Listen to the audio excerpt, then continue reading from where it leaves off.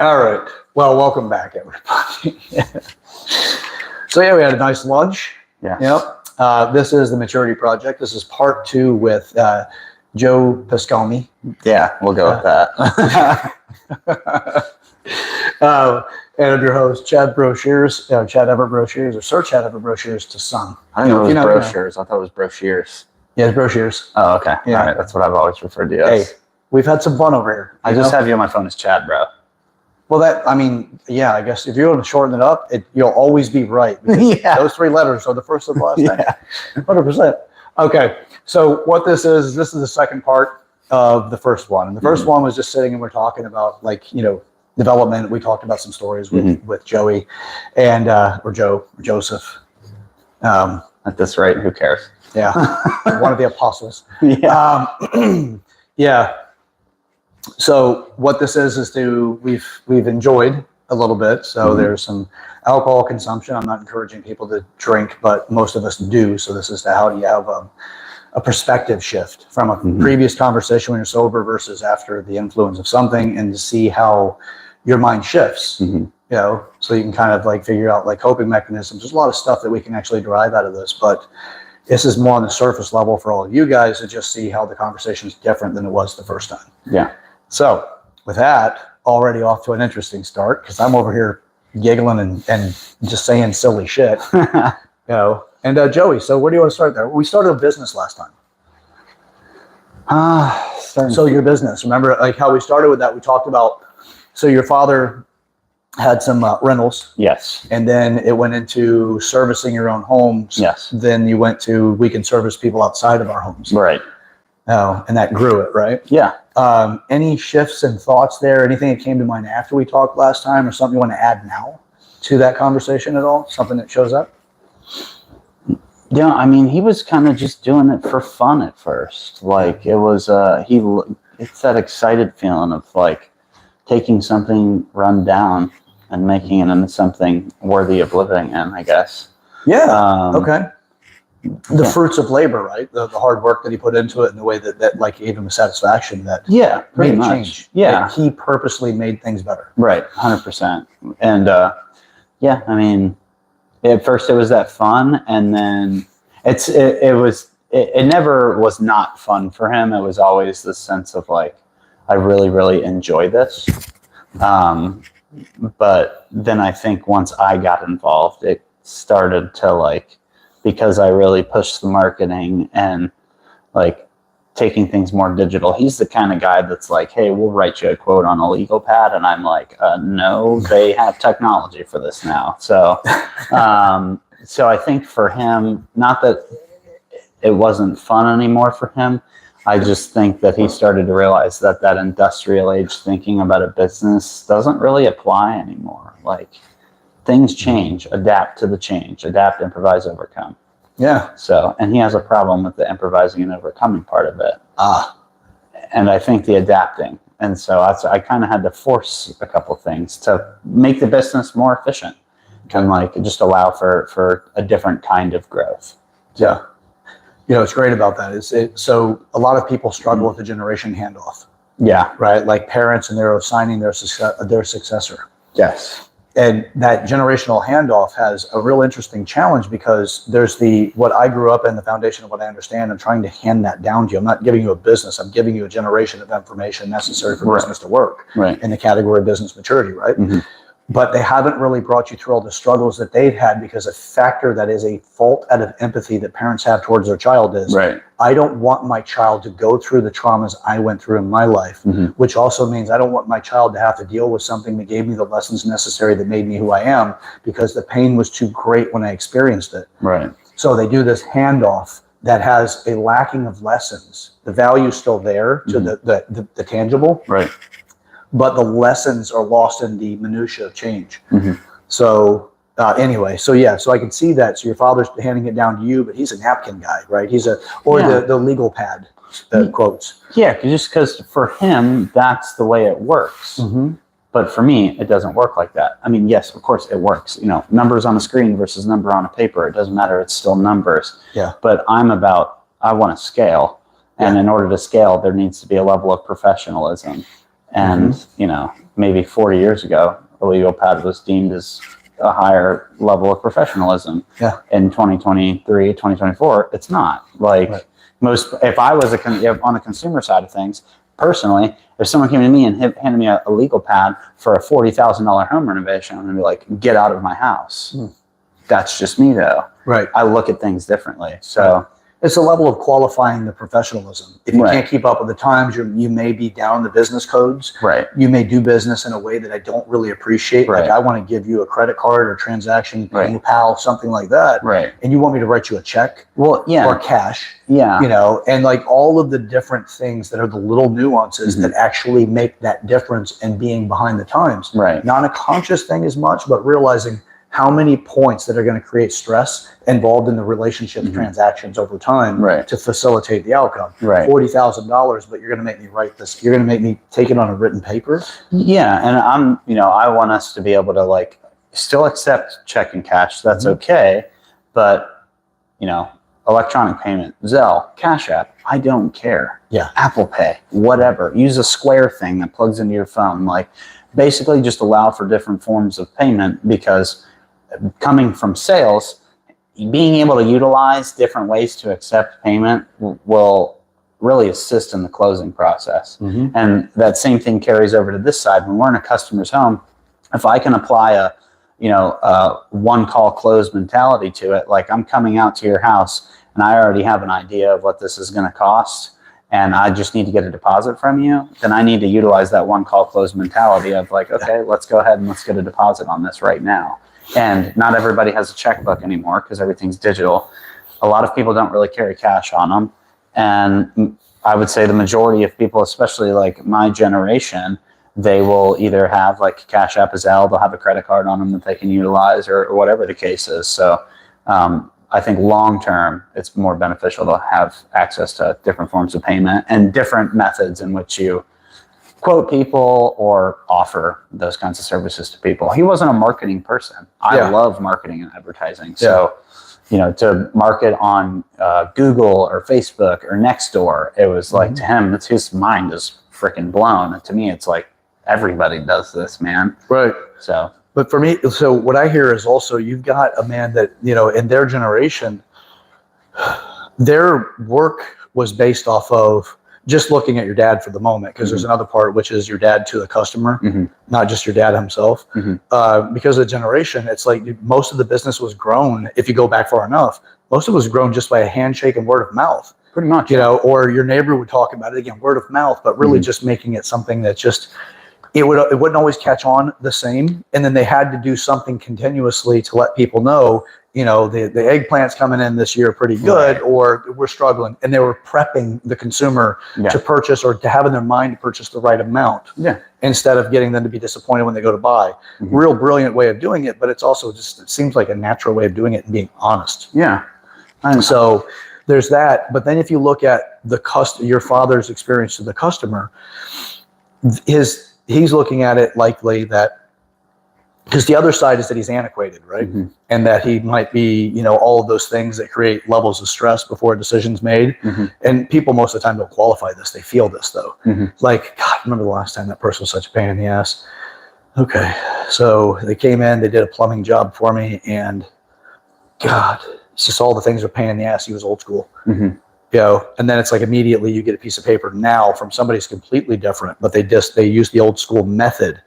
It's easy for those young people to attach the experience from a whole nother group of people or another set of people and put it on them. 100%. You know, so it creates this hesitancy on both sides. You know, I don't not only know what it requires in order to run the software, I don't really want to get into it. It's too distracting, too time consuming.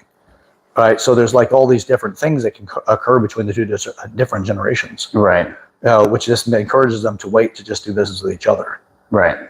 You know, yeah. And paper will definitely be something that is not only, it'll be probably, you know what though, here's something that's interesting. I'm working towards the angle that it would be to its own annihilation. But what about how fashions come back? If fashions would come back if that generation were to be reborn. But the generation the generation of doing those things, unfortunately, they're dying off. Like that generation is ceasing to exist, and generations that were born around technology, like I was, are what is next. So, not to say that paper won't be utilized in a business sense ever, but how much easier is it for you to just get an email of a contract or an estimate on your phone and look at it and just go, okay, right? Versus, well, here's one of the reasons why you get that ingenuity of the history of something, and then how it comes back around through generational change, and then how it repeats itself so many decades. Is it's not just that it comes back because the generation's born as much, in my opinion. It's also because I don't know if I would say a generation is reborn now that bell bottoms have become more, well, they're not now. Bell bottoms are not as popular. Right. But we have fashions from the 80s, like ultra tight jeans that are all the way down to their ankle tight. That's an 80s thing. So there's a lot of fashionable things that come out. Also specific lingo or language. They grab something and just this generation goes, okay, but it's only kind of glimpses of the past that are showing up in specific areas. Right. So to say that the annihilation is going to occur because you have the paper thing, you never know, the next generation may really like and find that the paper version is a lot more beneficial and trackable if technology starts to fail, or we get so convoluted that emails don't even register for us anymore in importance. Because you never know if we're going to get there. In the beginning, when email first came out, every single email that showed up was so important. Right. And then you're like, damn it, that's such then you learn that there's a lot of bullshit that comes through. Well, okay, so a good example would be like the 80s with the jeans thing. That's not an efficiency. No, it's not an efficiency. That's a look. It's a style. It's aesthetic. It's a style. Yeah. But in business, when it comes to the paper versus, making everything digital, you're talking efficiency at that rate. Yeah, but style can still be there. Like certain business cards is one thing. Some people wear cards, like a timepiece. But I can do the same thing with a paper business card as I can with an electronic business card. Well, true. But that would be as if people are kind of getting burned out of electronic and they like something old and traditional. Yeah. I'm not, there's just people are all types of different types. You know what I mean? And it's like trying to predict behaviors what the stock market's about, right? Yeah. So same concept with this. And I think this is kind of like the rudimentary or base level conversation that's typical of people that become stock market predictors. I don't know what they're really called. That's not my area, but Jesus. Devin. Yeah. Yeah, Devin. God, it sounded like we just had the SWAT team about to come in. What is he? 45 pounds of fun. Yeah. Yeah. So, all right. So, back to the business thing, because damn it, this is the fun part, is that we're not on track now. Yes. Right?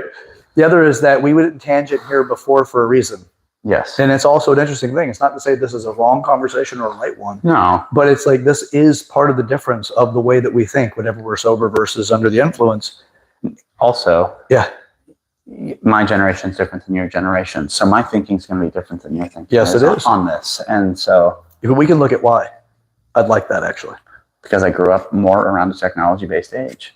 I did. Yep. So if you didn't grow up with the technology, you had to come up with a method to whatever the technology gives you access to. Mm-hmm. You had to come up with a method to get there. Right. Right. Before texting, you had notes that you would just slip in class. Right.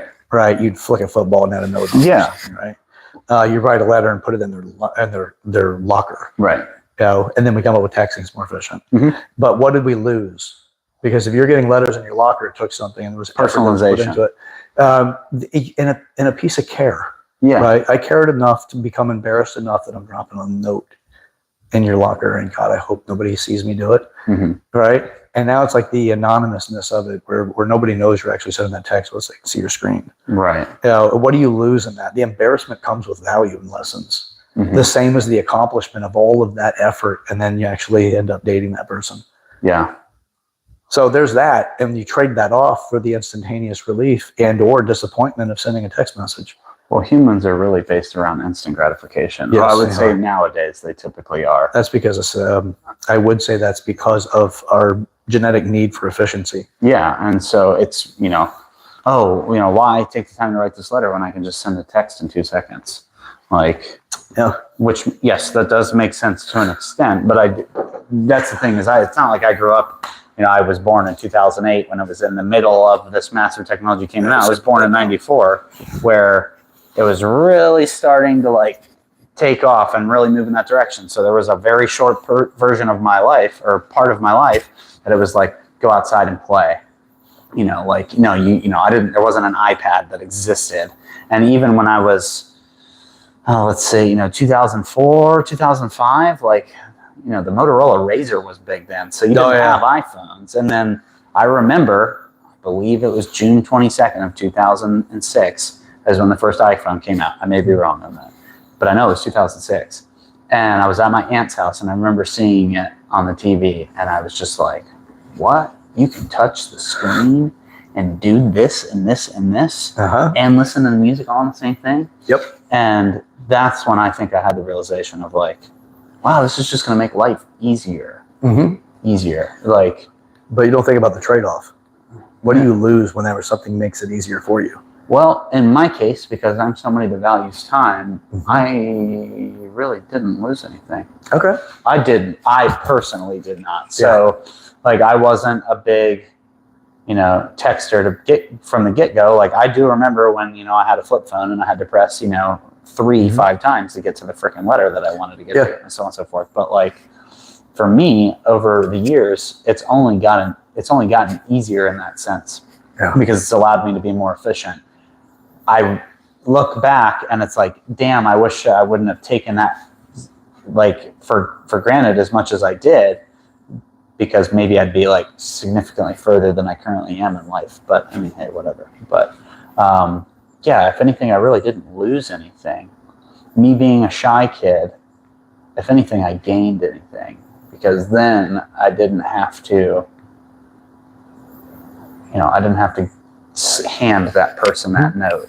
I didn't have to write down in my horrible, still to this day, second grade handwriting is very obvious and very distinguishable from any of my other classmates at the time. So if I would have written a note and put it in someone's locker, it would have been like, Joe did that. Yeah. So I gained a lot from it. I gained this barrier of embarrassment, or barrier from embarrassment. Shield against it. And so for me, I don't think I've lost anything. If anything, I've gained, especially because of the generation I am. It's more efficient. I still enjoy talking on the phone over texting. I still would much rather have a person-to-person conversation versus texting. But on a daily need basis, well, I need efficiency in my life, and texting allows me to do that. Okay. Things being digital allows me to have that. Devin. Get down, Devin. That's got to actually go on a t-shirt. It really should. Get down, Devin. Get down, Devin. So, that's just how I view it. Okay.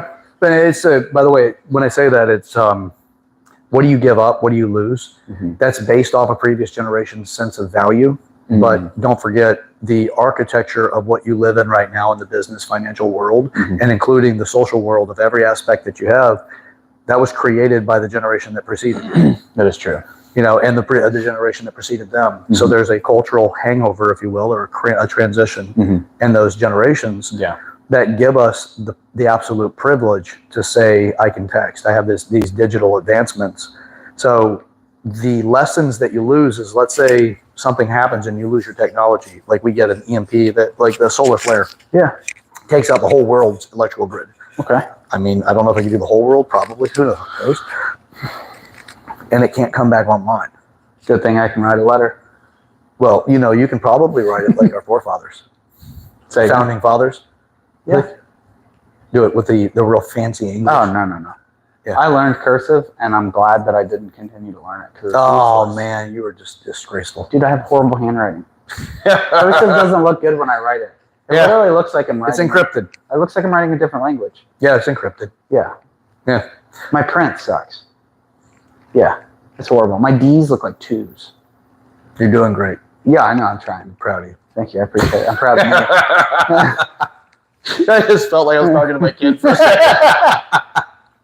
Oh, my God. Yeah. You know what I was told when I was in 3rd grade? I remember it was like one of those trailer module things. That's Brooksville Elementary had a lot of those. And I had that at Bay Vista.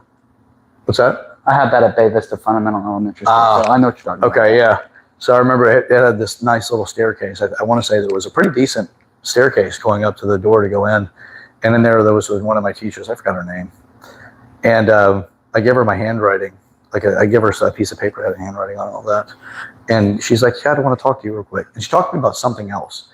And then I'm like, I was so proud of my handwriting. And I was like, oh my God, I did real good, didn't I, teach? Like talking about that. And she's like, yeah, Chad, you write like a doctor. And I'm like, thank you. My mom and dad would love it if I became a doctor. Yeah. Oh my God, yes. So with anticipation, I tucked that little nugget of information away. And then, I go through the rest of the school day, but I am so anxious to tell my mom, your son has the handwriting of a doctor. That means my destiny is to become a doctor. Because back then, destiny was a very popular conversation. 100%. I'm going to become X because of destiny. Yeah. So I'm like, I can't wait on the bus. I'm fidgety. I'm so ready. I'm so fucking ready. And then when I get home, I run down the freaking driveway with a nice long country rural driveway, Run down, I go inside, I'm out of breath. I put my book bag down, I threw it down actually as I ran past the recliner. My mom's in the kitchen and I go, Mom, look. And I showed her a piece of my handwriting and I said, the thing that I wrote, the nurse had talked, or not the nurse, the doctor had talked about, the teacher had talked about. And I go, Mom, she says, I have the handwriting of a doctor. And my mom goes, oh, that's good, honey. I remember it going, that wasn't what I thought it should feel like. Yeah. What the hell, Mom? I was so deflated at that moment, Yeah. So, yeah, that's fascinating. That it's just, those little moments that really kind of like mold your future, Yeah. 100%. So handwriting, when it comes to that, I feel your pain, brother. Why I text. You know what I find is interesting about texting? Like we're supposed to be talking about, at least, this is what we're supposed to be talking about, the previous conversation. Mm-hmm. This is how effective alcohol is. 100%. Yeah. And the thinking and rationale, we're just like flowing through and all that. But anyway, so I lost my train of thought. That's okay. Yeah. So we're supposed to be talking about the maturity and the elements of what we talked about before we had started talking about. Yeah. Your business, and then we tangented off of that, probably because of me, because I'm bad with tangents. So we talked about that. Then we talked about physical, because that's how you and I met. Yes. Yeah. And you put a lot of effort in, and you were a big guy, and that was one of the first things that we talked about whenever we first met. And, we talked about also that, hey, I've been working out for a long time and all that. And you're asking me about like supplements and the rest of that kind of stuff. Yeah. So, is there anything you want to add to that conversation? Is there something that's come to mind, or anything that's not even necessarily what we talked about in physical, but something you would build into now that we've had time since we talked about it? So about physical? Yeah. So physical maturity. I think just back to what we had originally talked about, like my drive or motivation to do that. Mm-hmm.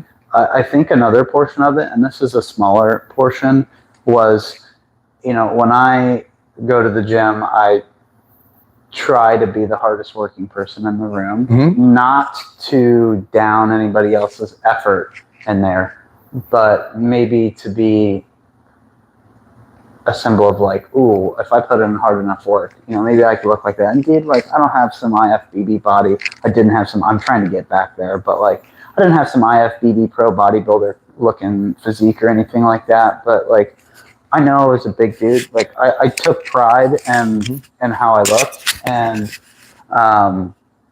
so when I was that dude in the gym, it's like, I would have people come up to me and be like, oh, are you a bodybuilder? And it's like, no, dude, I just work out. Like, because for me, that's all it is. All it was, I'm just, I just work out. Like, am I building my body? Yeah, sure. If you want to get technical and split hairs, I guess I am.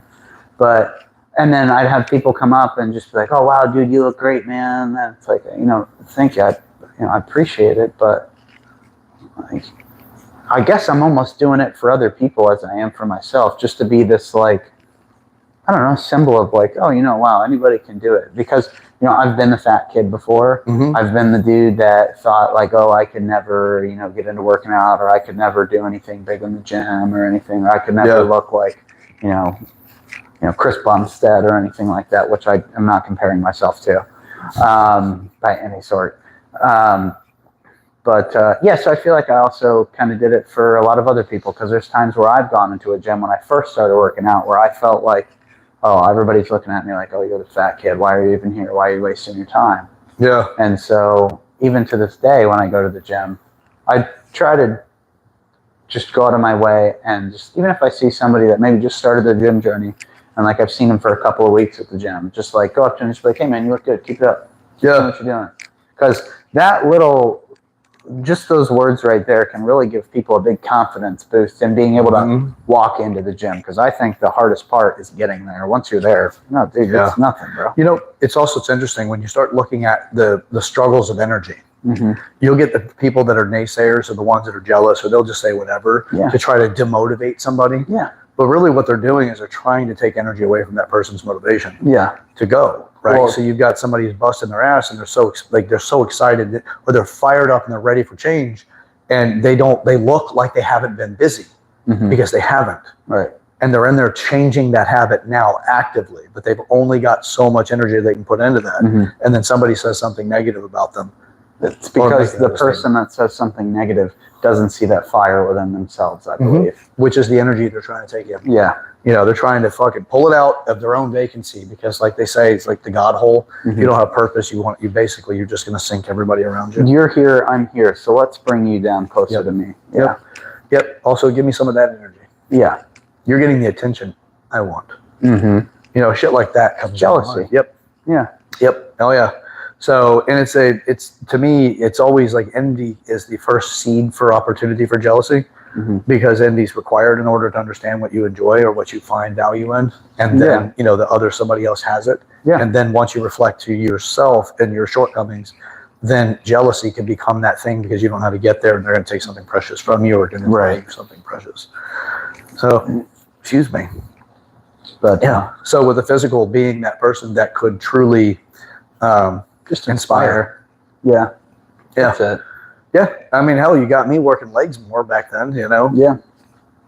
Always on squat. Yeah. Always. Yeah. Don't skip leg day. Don't skip leg day. Yeah. Yeah. Don't make fun of my squat. Please don't. Yeah. You acted like that was like a G.I. Joe moment. You know, like, don't skip leg day. Don't, dude. Everybody. More you know. Or the one thing that I notice, and it drives me crazy, and this is something that I do in the gym, is if I see somebody that I've seen their workout routine, and I see how well they do on everything else, but I see that they neglect their legs, like actively, while they're doing legs. And so I won't go up and criticize that person, but I'll typically just go up and be like, hey, try this. Push yourself. And I'll sit there and I'll just talk to him for a minute. Yeah. And then what I've seen is, you'll notice then the next couple of weeks, you'll see that person increase their intensity and their leg workout. And this is just from what I've seen. And legs are hard, bro. Like, you use your legs to do everything. So to really get growth out of your legs, you're going to have to work. Like, you're going to have to feel like shit. Like, you really are, bro. And so I love leg day, man. I look, you know how people like dread Mondays? I look at leg day as most people look at Mondays, but the opposite. Like, ooh, I can't wait for that, because I love Mondays. Monday's a new day for opportunity. Absolutely. Yeah, that's so, dude. Every day is an opportunity, but still, I get it. Like, it's where everybody else sees it, that's their start to the week, but they're depressed about it. Yeah, it's more of the excitement, because you're able to transfer the viewpoint. My week doesn't end. Yeah, Monday's just a day for me, dude. Monday's the exciting one. Yeah, 100%. So, because that's where everybody else is like, and you know that every Monday you go through with that level of thinking. That's a thrive model thinking, not survive. Survive is, fuck, it's Monday. I used to think like that. Yeah, Most I can't people wait did. till Friday. Yeah, because Friday's when I get to live. Yep. You and then every Monday that you don't do that, but they do, you're thinking, hell yes, bring on Monday. What else can I do this week? What can I accomplish? You're taking 2 steps to their one, actually probably 3 to their half of a step. If they're even getting half a step. So for me, just because I do forward, that is. Yeah, because I do trade Forex. I trade stocks too, but I really, really love Forex, man. And so Forex is Sunday night through Friday evening, and then markets close Saturday, and then Sunday up until I don't even know when the market opens on Sunday, because I don't really look at it. I just do my like charting and stuff like that. So Monday, I love Monday because it's like, all right, Monday's a day I can take serious. The market's open completely. I can actually like really, really start focusing on trading. Yep. And because on the weekends I can occupy my time with potential other potential business ventures and ideas and my reading and all that stuff. But Monday, something that I'm already doing, I get to actually put into action, and I just fucking love it, dude. Like, I don't know what it is. Experiment time, man. Yeah, but it's not just like experiments. Like you've already got levels of success that's being put into the formula. Then you have the uncertainty of the new things you're putting in. Yeah. The experiment is conducted with the benefit of the known abilities, and then you get to sample into what possibly could work. Yeah, like observe that value and come up with an outcome that's desirable. Yeah, 100%, dude. Like with trading, scientific method, you typically try to stick to a specific strategy.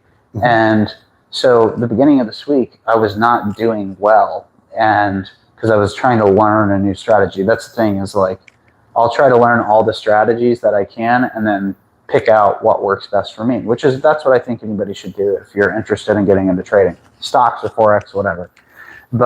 And so it wasn't doing good. And then towards the middle of the week, it was like, all right, well, I just need to stick to it. You can't win every single battle, so you're going to have losses. And I stuck to my strategy. And by the end of the week, I was in profit. I was pretty decent in profit. So, yeah, that's why even if a Monday doesn't go the way that I want it, I look at it as a learning opportunity for me, because it's like, all right, well, I didn't get where I wanted to get, profit-wise, if you will, in that sense, but I learned something. I learned where I messed up, or, just stuff like that. So, every day's a learning opportunity. Everything you do or don't do is a learning opportunity. Back to business. Say again? We just went from physical to business and cognitive. Yeah. We went into cognitive too. Yeah. Everything goes back to cognitive, right? Well, yeah. Well, they all go back to each other. Oh, yeah. Yeah, it just depends on how you like to look at it. The older we are, the more it becomes obvious that it all goes back to the same thing. But we got to create for me. Yeah, you got to create the categories in order to teach from it. Yeah, because everything's too much information without categorizing it and framing it so the mind can learn it. Devin really wants to run the camera. I think that's the issue. Devin would destroy the camera. Yeah, I know he would. He would. I'm certain of it. But you know what? Sometimes you have those children that are just reckless. I was one of those. Yeah, so is he. You guys should get along well. There's always one. We're talking about my dog, Devin. But by the way, my dog has a name of a person, and I could see why that would actually get to a point where they're like, oh my God, is he talking about his kid that way? No, my son's name is not Devin. That's my dog. Now that we created that clarity, and I didn't even realize it was one that I needed to address, but now I'm a parent. Yeah. So we went through that cognitive too, man, because cognitive, so every one of these areas all have their own maturity values and how they create functionality for you in life. Yeah. Because if you think about it, if let's say you do everything possible, getting back to business, because it's a major focus for a lot of people, especially in the success lines, because that's where people talk about things, right? Like they talk about successful people or great failures, but they typically don't talk about anywhere in the middle. Mm-hmm. Like, did you hear about John that did the thing that was so mundane, but he lived his life, but it was pretty average? Yeah, nobody talks about that. Nobody cares to talk about it. I'm going to lose your attention as soon as you realize that it's a conversation with somebody average with no extraordinary value. Yeah. Because we don't want to give that credibility in life, because everybody defaults having something in that world, but they want the outliners, the ones that know success, because that inspires us to try to live a little bit versus be stuck in modernity. I'm sorry, not modernity. Mediocrity. I apologize. So I'm stuck in that mediocrity. Mm-hmm. So, yeah. Damn it. Man, I really drifted off into that little tangent, didn't I? Alcohol. That's what this one's about, baby. So we got through in the different areas of maturity, and we've got, so far, we have the physical body, we have business. We've talked about cognitive. We really haven't touched emotion. We haven't touched finance so much, not this time, but we'll get to it because we got a little bit of time for it, right? Mm-hmm. And that was a pretty decent part of the previous conversation. So we'll get into finance. And then sexuality and spirituality, we'll get to those too. Yeah. So back to that's going to be weird. I just realized also people that don't know this, don't understand the education, and they hear sexuality, they're going to be like, well, there's going to be a confession. Oh my God, they look so this. They're going to say something shocking. Yeah. So, In time, you'll learn. yeah, just stick with it and have fun with it too, because that's also part of what this entire episode's supposed to be about too, is how to have fun with it. Yeah. Yeah. So to the financial world of it, right? Or either one. Which one works better for you to talk about? Because it's like, as flowing through the previous conversation, we're not too far off, unless you watch it and then you're like, yeah, you're about 25% close to it. Everything else is wrong. I mean, I'm okay with talking about all of it. I don't care, man. Yeah, flow through it, my man. So with the previous, we talked about finance after we got through, or it's either one of them really, but finance is one that seems to keep showing up for me because it stands out more so in the previous recording. Yeah. So with that, we talked about how, you wanted to make sure that the people in your life were at a point where you could help them with their challenges financially. Right. So anything that, in addition to that, or something that it doesn't have to be the same story or the same conversation, just in finances, or something that you really like to share or go over or to kind of expand on. Yeah, I mean, I guess clarify more on what my intentions were long term for the people that I surround myself with. But and we touched on it. We kind of went back over it, but it wouldn't just be, hey, here's, X amount of dollars or whatever the case is. Like, there'd be certain things put in place, but I really want to touch on the educational part of it because I do enjoy teaching. So, there's no sense in, allowing somebody access to money that could change their life if they don't know how to utilize it to their advantage. Rich Dad Poor Dad by Robert Kiyosaki, which is an amazing book and has completely changed my outlook on just, life, I guess, business, finance, myself. Yeah. But he talks about not working for money and allowing your money to work for you. And if you just hand somebody a check, most people, if they're not financially educated, they're not going to let their money work for them. They're going to spend that money or do things with it however they will, and then they're going to end up working for money again. So when I have the opportunity to do that, I want to educate those people. It's not that I feel like there's a need to do that. I mean, there is a need to do that, but for myself, I want to do that. I want people to have a better understanding of finance and how money, if you have the wrong mindset, can be the root of all evil. But if not, it can be the root of true success.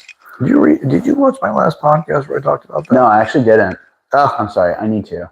Yeah. Yeah. No, that was, I actually talked about that. Actually, I was chastising people that use money as a Joe Rogan and Forex trading. That's my YouTube algorithm. It's bad. So I need to. I will. You're going to have to add this into the lineup. Why? Did you touch on that? What's that? Did you touch on that? A recent video actually was kind of chastising people that make money the root of all evil, because that's not true. No, it's not. It's perception. Yeah. So if you don't have financial education, then money can be viewed as the root of all evil. But at the end of the day, every single person has an interest in money, whether they want to admit it or not. And if you don't have an interest in money, then don't go to work, right? Yeah. You don't need to pay your bills if you don't have an interest in money.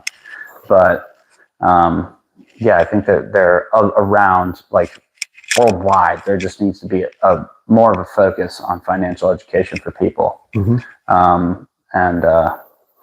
If I can do that and help people do that, especially if it's going to be the people that I would like to take care of one day. I don't want to say take care of, because then it seems like it's somewhat of a burden, and it's not a burden. That's literally what I want to do. I just don't want people to stress.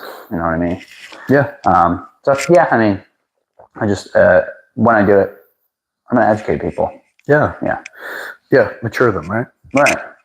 You wouldn't just go. You wouldn't go buy a house without knowing what you're getting yourself into. Okay, it's the same thing. You're not going to have a bunch of money handed to you and then just well, shit, what do I do with it now? No, that's dumb. That is dumb, in my opinion. Not the person receiving it, but me being the person that's giving it. I'm doing them a disservice by not educating them on it. So, What you do is you raise the water line, but they don't know how to keep it there. Yeah. And then now they're going to be stuck with misery after that money's gone. Yeah, it's like throwing someone into the deep end of a pool that just got used to the 3-foot section. You put them in the 12-foot section, they freak the hell out. Yep. No. You know that every single area of our maturity has that exact same phenomena that happens. So if you get somebody gives you a significant amount of money, like a lottery winner, the water level, the water line, right? It's the Mhm. reference of like consistency. Yeah. The water line rises up to a specific place. Right. What that is that's their experiences is at the specific place. What happens though is that when that money goes away, they can't stay there anymore. It's artificially stimulated. Mm-hmm. Because when the money comes down, well, then people don't treat them the same. They're not able to do the same things when they go out and spend money. What money gave them access to in every other place of maturity, Mm-hmm. everything was artificially stimulated. Yeah. Then they go down to where they were before, but often now those habits that they got at the top, when they were up there at that higher water line, Mm-hmm. they may have been spending more money lavishly, which almost is guaranteed. And then what happens at that bottom end is they're not used to breaking the spending habit yet. It's still hard for them because of the freedom and the way it made them feel when they could spend without concern. It's a dopamine rush, And then man. exactly, then they're stuck in this. Now it goes below that. And sometimes it's spending money that makes you feel good. Yeah. So then you find ways of creating debt That's to an get to the addiction point where as well. you've artificially stimulated yourself to another level again, Mm-hmm. but it's not where you truly are. You're actually down here because Mhm. you owe that money back. Right. So it's a financial maturity that we can't overcome unless you address it, But every single aspect of our maturity all has the same thing. Mm-hmm. It's just what's the stimulus that creates the abundance. Yeah. The lottery ticket with the randomness of it getting to be your number was the stimulus that gave you that privilege. Mm-hmm. Good luck recreating that. Same thing when somebody else brings that to your life. If you don't start studying what's necessary and the behaviors to accomplish what that thing is that they represent and what they're giving you out of their own skill sets and resource availability, you're not developing yourself to deal with it if they're gone. Right. But you get the memory of it. Yeah. It used to be this way. I used to have a Mercedes. I used to be able to do X, Y, and Z. So it's just a fascinating thing about us. And I just now actually had that realization, although I've kind of known this, Mm-hmm. that it doesn't matter that phenomenon occurs in every area. It does. Yeah. Yeah. Same thing. And I won't get into the ones that I know are the spicy ones that everybody wants to fucking hear about. And that's going to taint my reputation if I go too far into it too soon, without laying the groundwork, really. So, yeah. But this is back to being, it's about Joey, man. This is not too much about Chad going off on tangents. No, you're good, man. Yeah, so I know that the people that I wouldn't have not, when I say this, I'm not limiting the people around me that I would take care of, because if I could take care of everybody, I would. That's just me. But I do find myself now, at some point or another, when I'm around people talking about finance, money, just in general. And whether it's somebody that I know is well off or somebody that I know is maybe struggling, because you can learn something from both sides, right? And so this is just the only way that I'm kind of able to articulate this, I guess. Yeah. But it's like I screen them. Yeah. Like, okay. I want to see where their financial knowledge is, because then I know that when I get to that point, if they are one of the people that I would love, that I would be able to, do that for, okay, how much education am I going to need to provide to them? I don't care how much. That's not the point. I'm willing to give it all. That's not the point. Yeah. And I think also to give benefit to the listeners too, and anybody who's watching, is what you mean by give them that education is that it's not the academic sense that you sign up for college. It's the living experience and the education you gain from that. Yes. You don't, you can go to college for business. That doesn't mean that you understand money. Oh God, no. Yeah, So, right. Or even business. Yeah. But theoretically it works.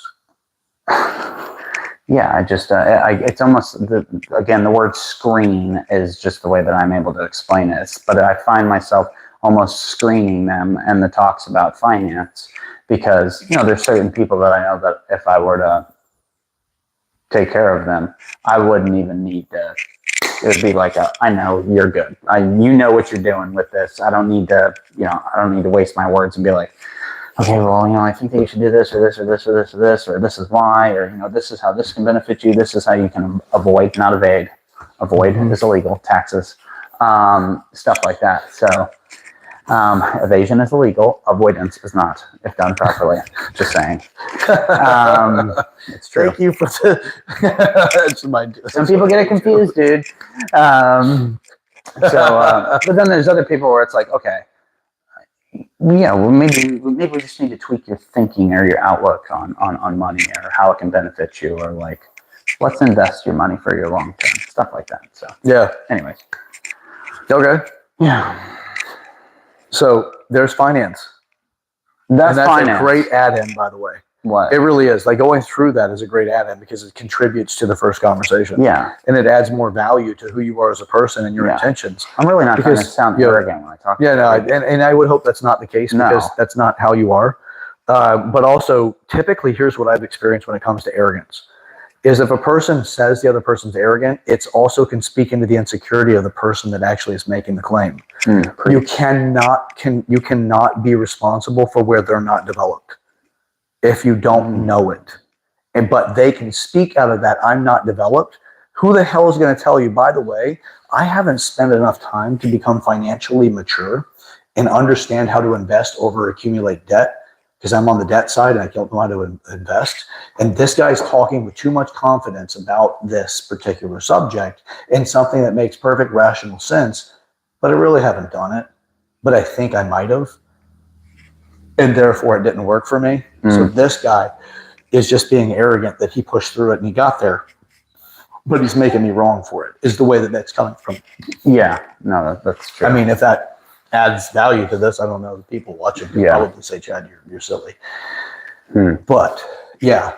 So continuing on, I don't think that, and I would hope that anybody that's watching is able to do that self-check to go, does he seem arrogant? Because that's my thing. When I think somebody sounds arrogant, I try to do this checklist on myself to realize if I'm coming from my own shortcomings and insecurities, because yes, I've got plenty of them. God knows I've got a bunch of them, but I'm aware when they come up and I know how to identify and work with that and do something to progress it, even if it's 1%.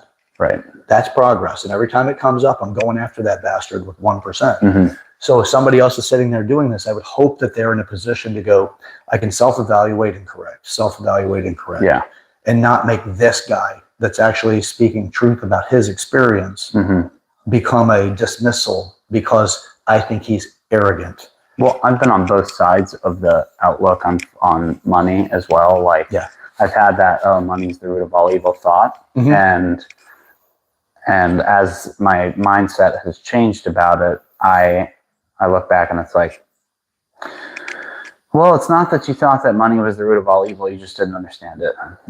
That's it. Money's not, I mean, I guess it's complicated. It's complicated if you're not educated on money. But that's a good way to do it. Did you just Dr. Seuss that just now? I did, bro. That was pretty good. You guys like that? That was. So say it again for us. Money is... It's complicated if you're not educated. Money is complicated if you're not educated. And I don't mean a bachelor's degree, because you can have a bachelor's degree too. And still have everything complicated. 100% because you're not really educated. Well, but it doesn't guarantee. No, I'm not saying people with bachelor's degrees aren't educated. No, 100% you are. You did better than me because I don't have college education.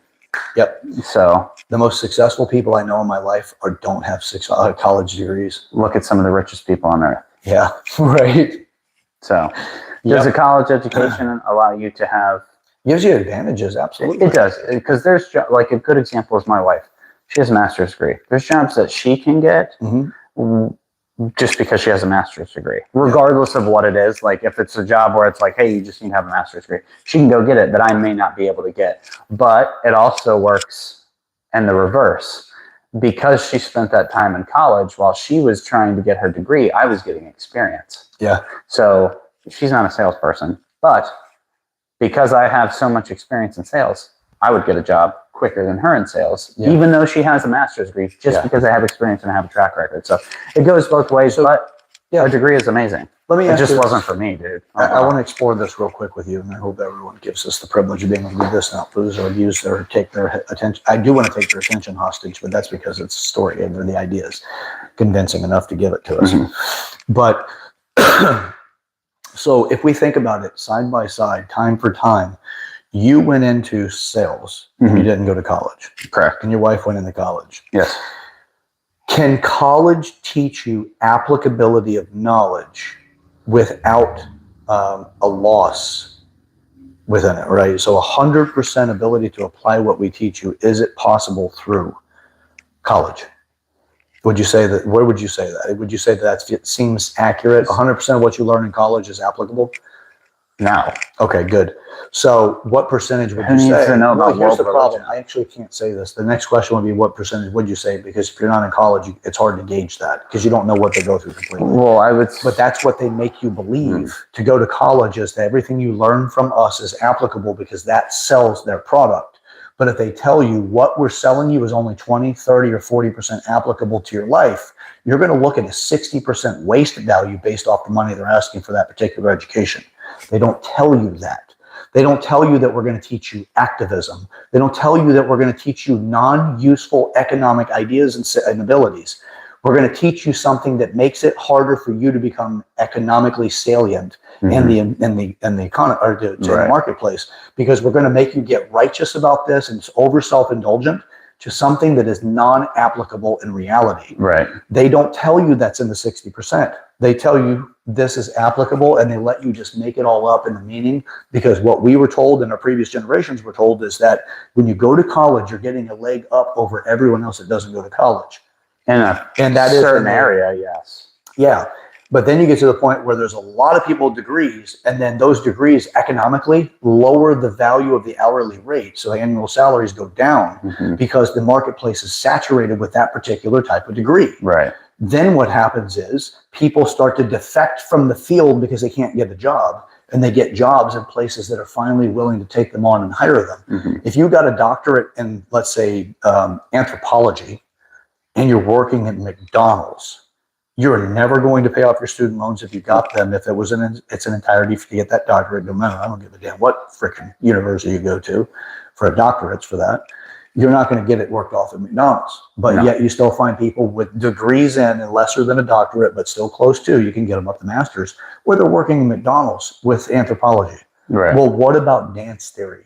Or critical race dance theory, or whatever other fucking title. Underwater basket weaving. Yeah, that's the generic goofy one we make fun of. I'm actually talking about real courses. Now, I may have the terms wrong, but the actual course values are built around those things. They're non-economical. So what happens is your wife be taught anything that fits in that 100% package. And she's taught that there, and there is no applicability because they learned it in a sterile environment without challenges against that particular viewpoint.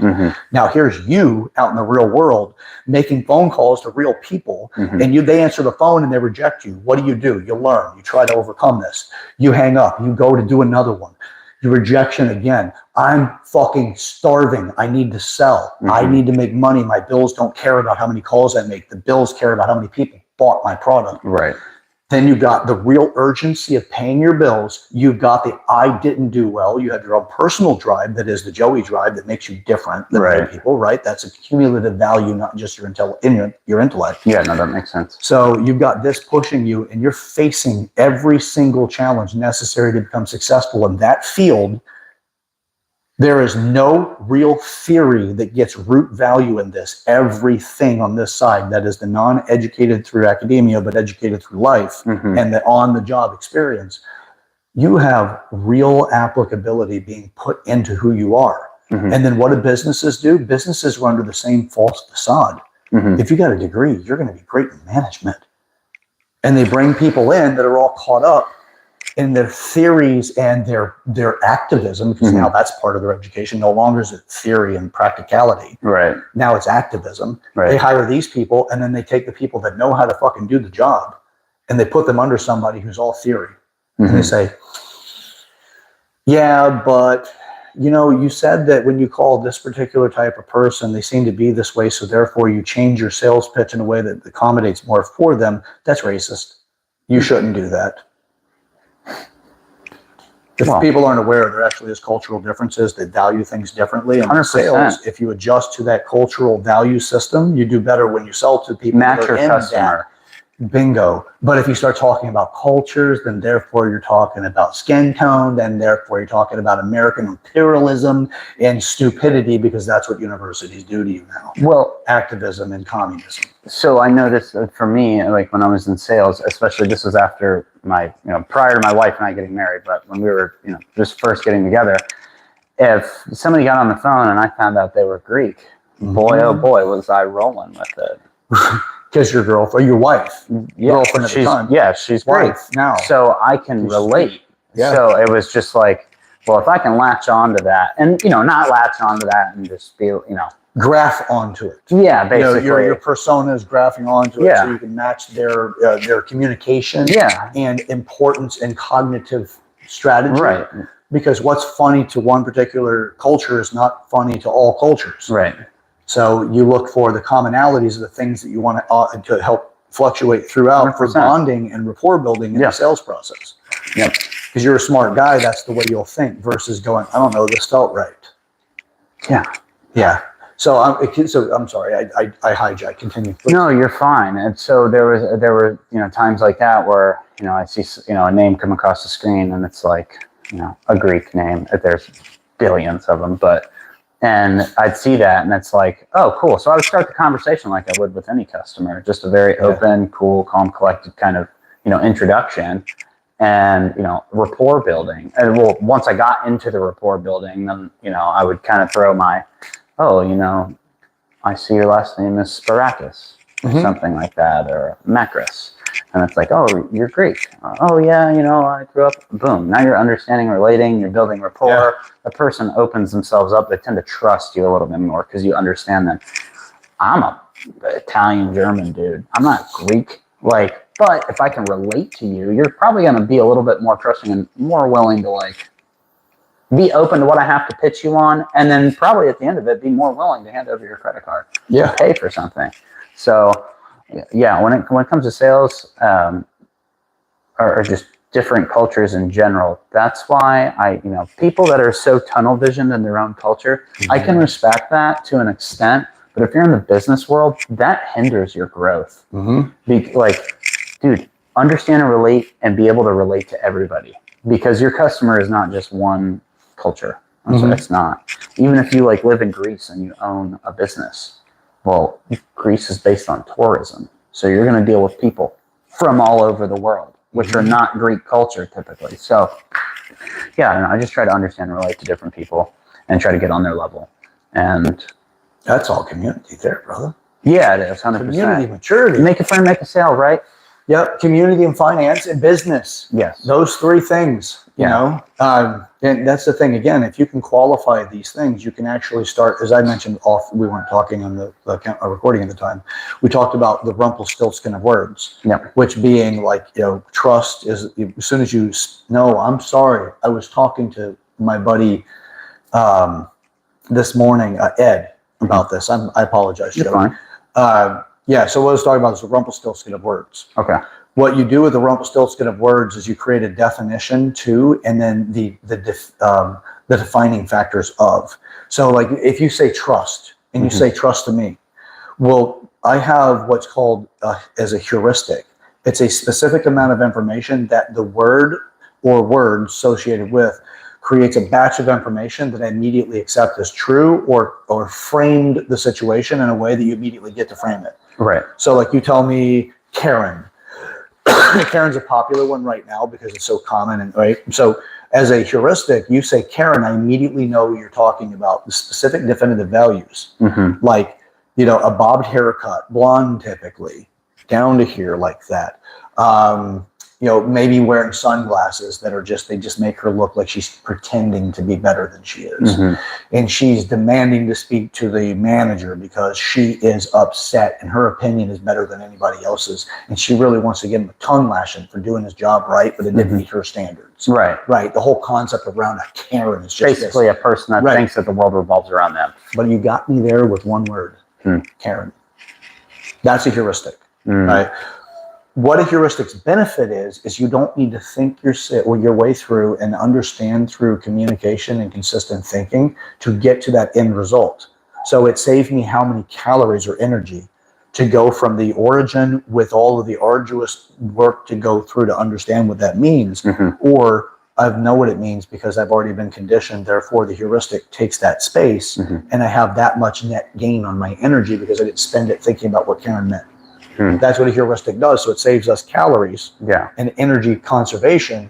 And with tried and true heuristics, they create more of a survivability. Therefore, if the tiger's in the bushes, we know what to do to get away without having to take the arduous process of going, is that animal coming towards me? What is that animal? I see these shapes and these colors. And and now he's picking up speed, but what is speed? And like all the things that are necessary to understand the base level of that heuristic, you're going through all of that, and then the next thing you know, you're trying to process all that information while the tiger's eating you.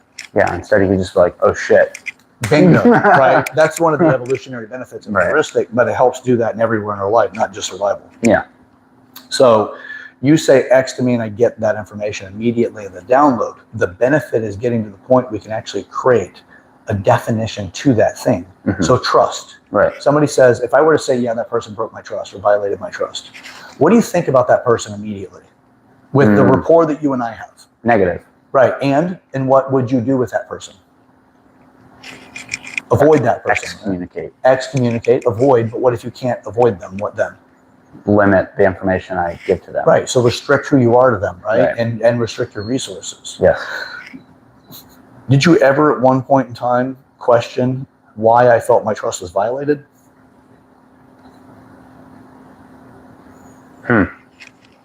Like that other person's excommunicado. Well, okay. But if you don't understand why, but if I said it, but you didn't explore to find out if I misunderstood it and I made meaning out of something that didn't have meaning or that wasn't true, but I made it mean that because of my own insecurities, challenges, or whatever happened to me at that moment or just prior to that moment occurring, if I was in a good mood, bad mood, if I'd been fighting with my girlfriend, if I felt like I was about to be homeless because I couldn't pay my bills, if I was, whatever the stress or stimulus is that actually changes people's perspectives when something happens, you didn't ask about any of that. You don't know it.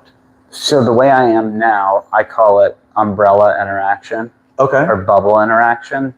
So the way I am now is if you say, oh, this person broke my trust. Well, this is now. I used to not be, I used to think just, oh, you don't trust them, okay, then how can I protect myself from, having that person break trust with me? Instant credibility of the claim. Right. So now, oh, that person broke my trust. Okay. All right. Well, how did they break your trust? Okay. Oh, let's say it's a relationship. Oh, they cheated on you. Okay. All right. Why do you think they cheated on you? Okay. All right. What have they been doing that maybe led them to cheat on you? And so basically it turns into a bunch of bubbles of questions. So that way I can get a better understanding of why you think or why they did break your trust. And then that is then going to allow me to make my own decision on, okay, well, is that something that's worthy of maybe, me restricting myself to the information that I give them or not? I mean, it could be anything. Like, it depends on the relationship I have with that person. So like if I have a very superficial relationship with that person, well, I'm probably already very restrictive on the information that I give them. So if they broke your trust on like telling, your friend some personal information about you, well, I have a superficial relationship, so I'm not getting very personal anyways. Right, the credibility can't carry far. Right, so for me it's situational, but I like to use bubble interaction as how I refer to it. The credibility can't carry far if the people they have access to telling has little to no knowledge or care about who you are, and the other is about what you told this person. Right. And how well you know them to keep in confidentiality. So you don't have a high skin in the game type of risk. You've got a lower, because if they are distant from anybody else that you have in your life, they're really likely not going to communicate it. And because they made the claim about you, they don't know you. So therefore they won't retain that information about the claim when they meet you again in the future, if they meet you, being the people that person that's making up that stuff tells in their life, that is external of you, because they don't know you. So what's the likelihood to care about that? It's very low. Right. But what about the people that are close to you? That's one of my bubble questions. Yeah, bubble it up. Let's go. Let's get some bubble answers. Yeah, like, well, give me an example. Yeah, you got somebody close to you and they violate your trust. So you tell them something and it's really confidential. A coworker, family member. Let's say that we get as close as we can before marriage, and we'll say it's your girlfriend or your fiance.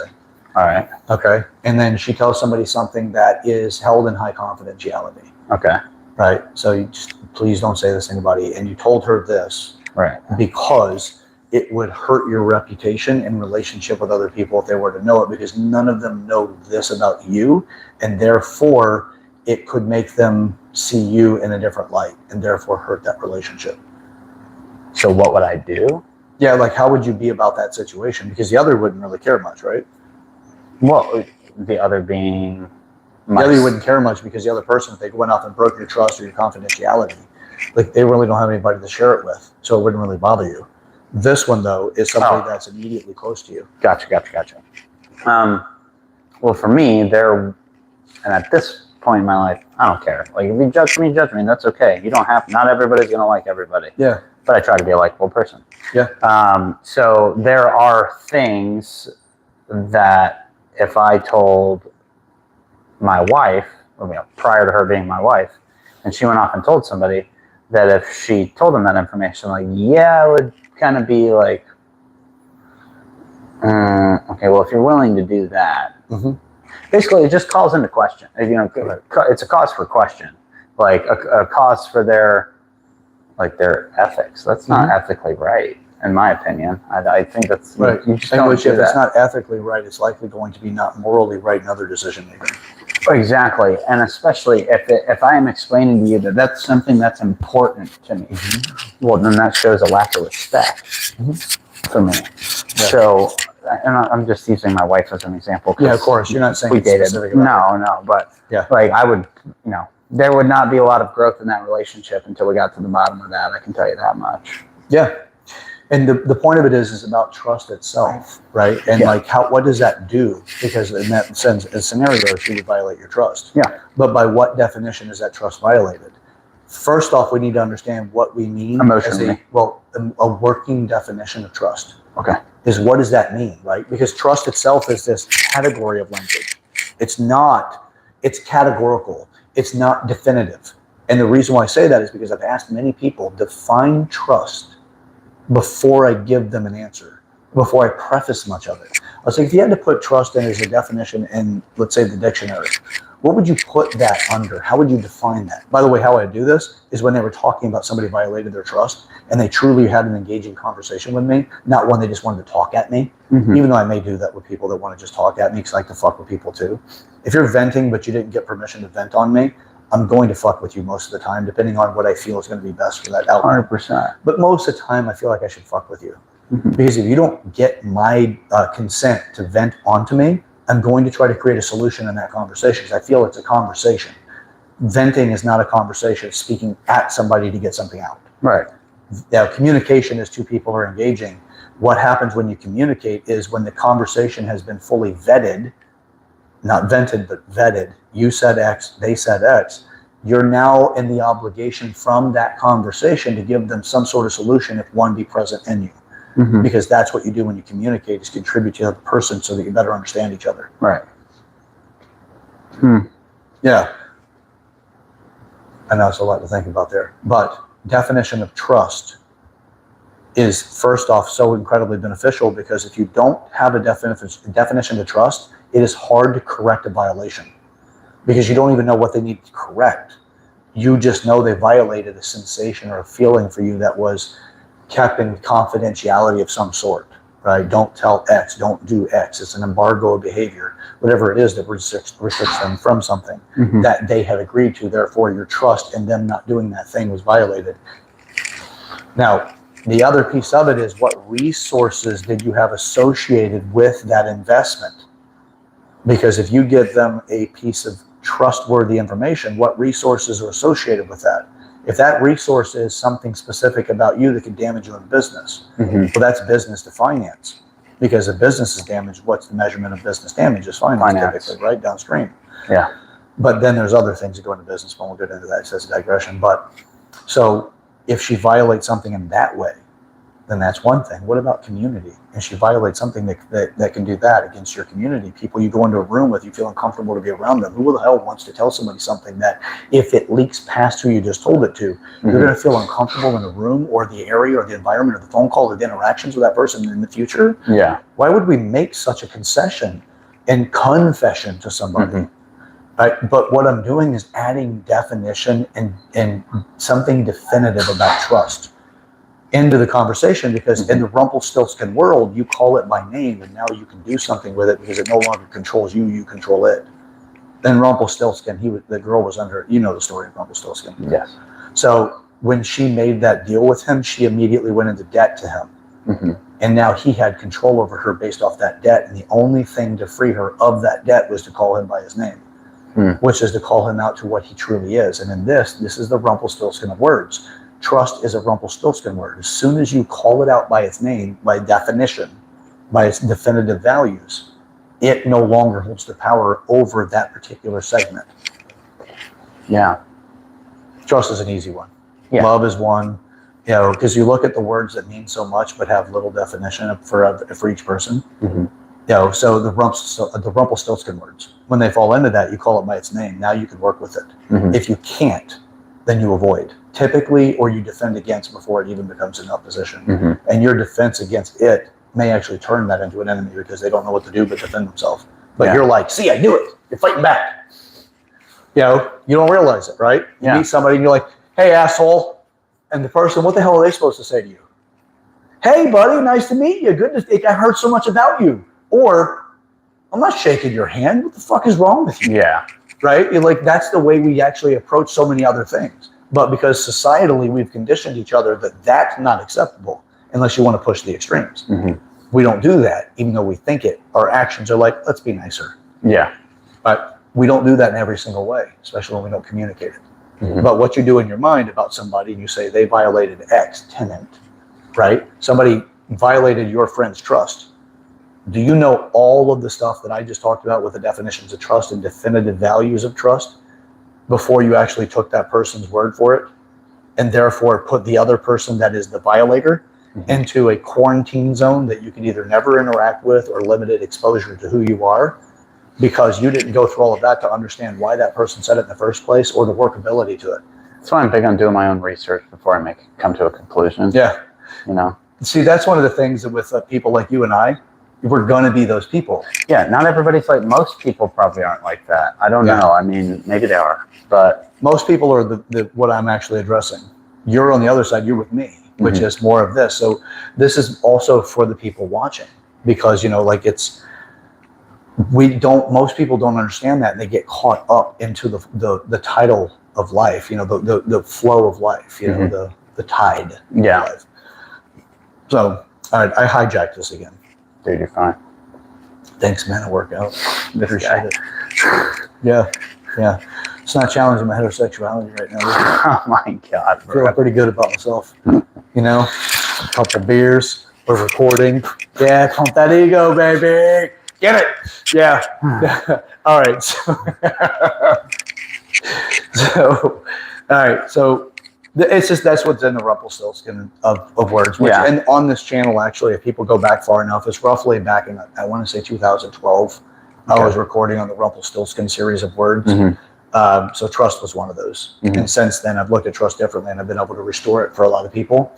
The thing is that you understand. So what trust is, my working definition for me, for everybody who wants a bonus to this video, trust is your ability to predict another person's actions, therefore their outcomes, so that you know specifically how to associate your resources with them. And that has to do with, what you don't want other people to know. So secrecy.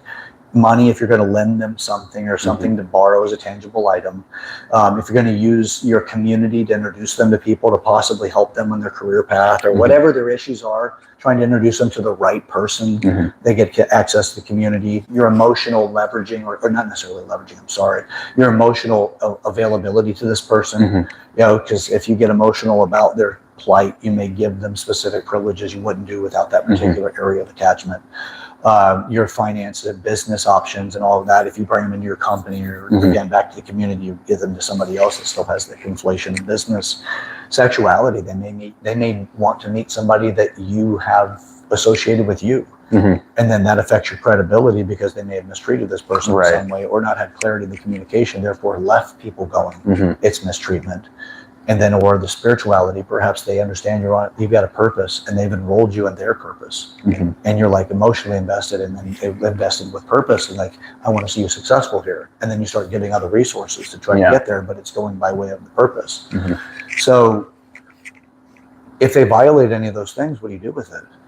Because that's that is the definition, is that your resource allocation, because it's your expectation of return on that investment. By the way, it does not mean that, like, think about philanthropists, right? My money investment in you does not necessarily guarantee my expectation, money and a return is there. It's the behavior change, of societal change, or something else is associated with the return sequence of that money. It does not need to be money investment for more money. It could be turning ideology. It could be a lot of things, but there's an attachment to an idea.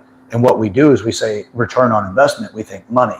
That is not return on investment. Well, It's everything, all 8 areas, or return on investment based on what your expectation and attachments are. getting into like investing, I know that the best investment so far that I've made has been an investment in myself, because the return on that is infinite. Like, it's literally infinite. So yeah, I would be doing myself a disservice to actually invest in a business or invest in the markets without first investing in myself, because then I'm doing it ignorantly. Yeah. I am. There's no gain. And if there is a financial gain in that aspect, then I'm not going to value it. You're just going to undervalue it, and you're going to look at it as just like, oh yeah, so I can just do this or this or this. You're not going to understand the process that it took to be able to get there, to have the mindset change, to be able to, make that investment and, pull the trigger on this or that, or avoid this investment or something like that. So yeah, definitely biggest investment I've made for myself is in myself, 100%. Yeah. Well, really, it's also the same thing. You pull the oxygen mask and put it on other people before you put it on yourself. No, hell no. You got to take care of you, because who can you lead as an example if you don't use yourself? Because you are one of the greatest examples of success in whatever model that success is based off of, because you can speak about the challenges if you're willing to be authentic and honest. Yeah. For me, I find little to no value in leadership. Or I do still see value in leadership. I'm going to correct that. Reason to follow that person in any way if I find that they won't tell me their challenges, setbacks, and failures. Yeah, why would I? Because I want that information before what I've already witnessed as being a concept of success. I want to know the other stuff that helped build them. And if it doesn't line up, then I know that I'm dealing with somebody that's truly not set there, that somebody else has propped them up. Yeah, why would I put the oxygen mask on someone else first? They should know how to do it themselves too. Now, once I get mine on, I got you. Yeah, but if they're 2 or 3 years old, you get that. But first, you still need to take care of you first. It's situational. Yeah, well, even then, no matter what, you're of no use. You're of no use to anybody else if you pass out. No, I know. 100%. So you put yours on first, then you can help them. Yeah. That's why they tell you that. But that's also healthy selfish. You have to be that level of healthy selfish. 100%. So people have this idea, because we're linked into this concept of optimism. Optimism is it. That's the thing that you're supposed to do. If you're not happy, something's wrong. Positive vibes only. All the rest of this bullshit that we're gripped by the way, yes, it's fucking bullshit. The reason why it's bullshit is it's like trying to live your life inside of sugar. Only the good, feel-good stuff is going to work. Guess what? Diabetes chases sugar. So what are you going to do? You're going to give yourself living diabetes. Everything about your life is going to start falling apart because you're so focused on the sweetness of life. Nothing good comes in comfort. Yes, but that's the demand. I need to be comfortable. If I'm not comfortable, something's wrong. Then where did toxicity come from? The whole toxic conversation came out of optimism. It was born there. Because if you're not making me happy, something's wrong. Well, how many occurrences of not being happy before somebody outside of our relationship can convince me? It's not that I'm unhappy. The person I'm with is toxic. Because intimacy withdrawn over time creates challenges to that relationship. The bond that holds them together, the anchor rope may be different, like the deep need to be together. But then there's everything that holds the connected tissue together that's outside of that. I like the way you talk to me. I like the way you teach me or treat me. I like the way you do little things for me. You take out the trash. You make dinner. You do that thing in the bedroom. Whatever it is, all those little things that are not the main anchors to why you're together start to put strain on the thing that is the main anchor that why you're together. And they start coming apart because we're not putting in the work to understand where the people are coming from. Yeah, that makes sense. Another tangent. Fuck, we should call this the tangent hour. Or 2 hours or whatever it is. 2-hour tangent. Yeah, I keep going on. Joey will talk sooner or later, though. I promise. Eventually. I want to get a word in. Yeah, maybe. Let's not get over generous here. All right. So we have talked about quite a bit. You know what we can do? We can skip over to purpose, and then we can kind of close on that, unless you have more than what you want to talk about in other areas. No, I mean, no, I'm a pretty raw person. Yeah. And under the influence or not, you're gonna kind of get what you get with me. Yeah. Which is good. I don't like sugarcoat shit. You know what? This is a good first. But wait till I get somebody in here that actually creates that level of facade. That is so well accustomed to that a couple of drinks, they're a different person.